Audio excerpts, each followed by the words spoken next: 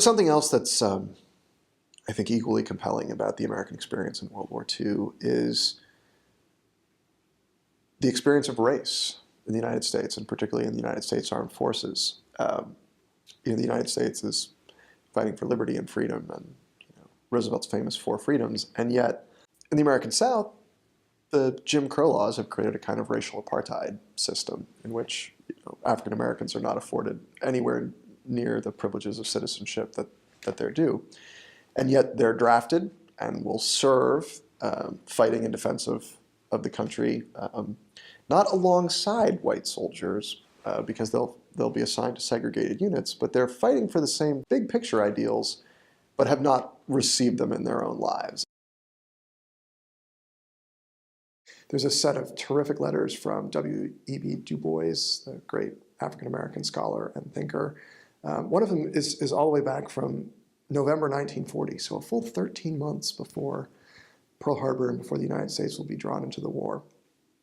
And he's writing the head of the Selective Service, and he's pointing out some very disturbing things about the record of African-American service in the First World War. African Americans were called in far greater proportion than whites in that conflict. The unfairness of that, and he raises the concern about discrimination on the basis of skin color. He gets a letter back that's equally fascinating. They're talking about making sure that there is the infrastructure to have whites and blacks, whoever is drafted, ready. But he talks very specifically about equal facilities. It's still a segregated army. White soldiers and black soldiers will not be serving in mixed units. To me, there's something interesting going on there with, it doesn't say separate but equal, but it's saying, don't worry, the accommodations will be the same. Nobody is going to be asked to sacrifice more than anyone else based on skin color, but it's there. So Du Bois writes back in June of 1942, so when the United States has been at war for about 6 months.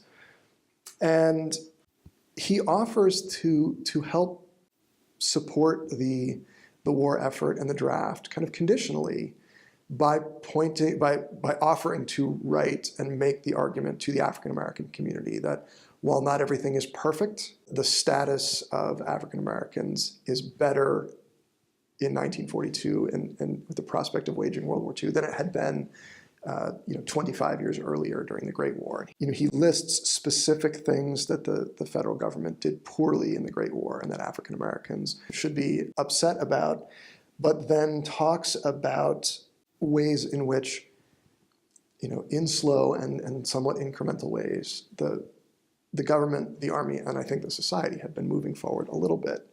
It adds layers of really valuable complexity to what is often, I think, the glossy mythology of the greatest generation, in which everyone is unquestioning in their sacrifice and everyone believes in the political cause and no one ever takes issue with any element of the war effort. And in fact, that's not at all the case. There are just tens of thousands of episodes of people pushing back in ways big and small, not resisting the war effort, but trying to shape the war effort and trying to take a role in guiding it and in thinking about how sacrifice is going to be apportioned and how service is going to be spread out and how those sacrifices and that service ought to translate into the country at war and the country that will come in peacetime. The end of the war accelerates some social change too. So there are some African American soldiers who decided to stay in France. The main bulk of African American veterans go home, but go home with a new set of expectations. First of all, they've seen a different way of doing things.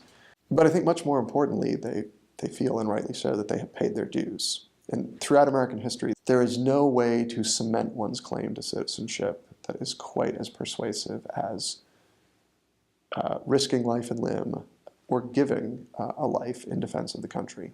That's a case that they had to make on their own.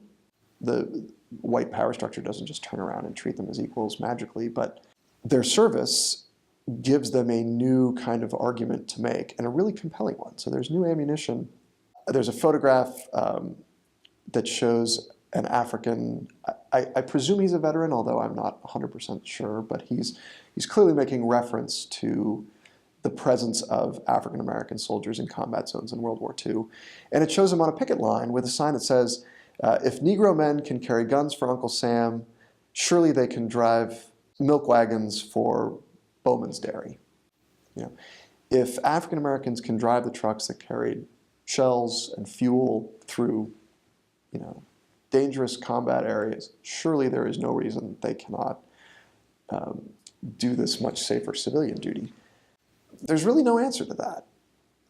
It will obviously take years and years and years of concerted grassroots agitation and grassroots arguments to make that compelling case in a way that it finally gets legal force of law. But I think the seeds of the change that we'll start to see play out in the 50s and the 60s in many ways go back to this kind of experience that African Americans had fighting in the Second World War.